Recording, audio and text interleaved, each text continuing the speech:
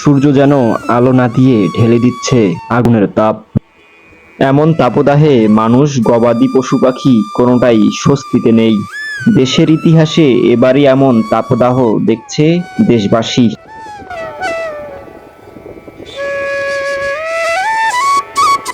বৈশাখের শুরু থেকে এখন অবধি টানা এমন আবহাওয়ায় খেটে খাওয়া মানুষ ও কৃষকরা বড় কষ্টে দিন পার করছে।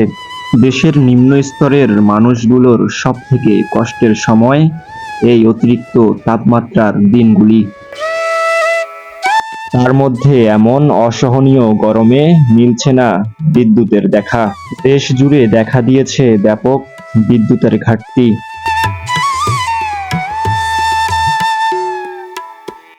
গোটা দেশ জুড়ে এমন অতিরিক্ত তাপমাত্রার জন্য বন্ধ করে রাখা হয়েছে সব শিক্ষা প্রতিষ্ঠান। দিনের শুরুতেও রাতের তাপমাত্রা কিছুটা কম থাকলেও দিনের মধ্যভাগে প্রয়োজন ছাড়া ঘরের বাইরে তেমন একটা মানুষের দেখা মিলছে না।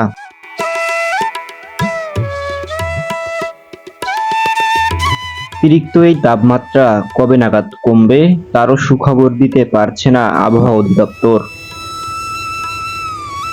তবে সম্প্রতি বেশ কিছু কারণ উঠে এসেছে এই আবহাওয়াকে ঘিরে। দেশের আবহাওয়াবিদরা জানায়, প্রতিদিন নির্বিচারে গাছ কেটে বন উজাড়, মানুষের মধ্যে গাছ না লাগানোর উদাসীনতা, কয়লা দিয়ে ইট পোড়ানো অর্থাৎ ইটভাটার কালো ধোঁয়া, দেশে অতিরিক্ত মাত্রায় অব্যবস্থামূলক কলকারখানা গড়ে তোলা এবং দেশে দাহ্য পদার্থ দ্বারা যানবাহন বেড়ে যাওয়াই এর মূল কারণ।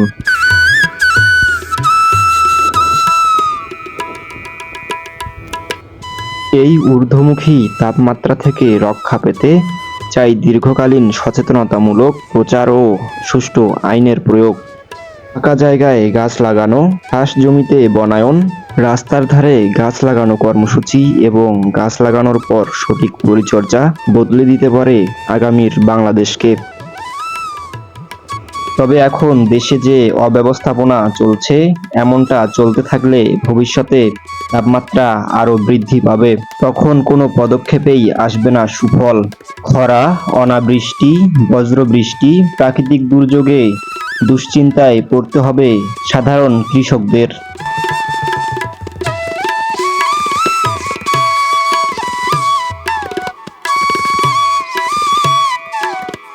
আমাদের দেশ যেহেতু কৃষি প্রধান দেশ, তাই ভীষণ ভাবিয়ে তুলছে এই বৈরী আবহাওয়া।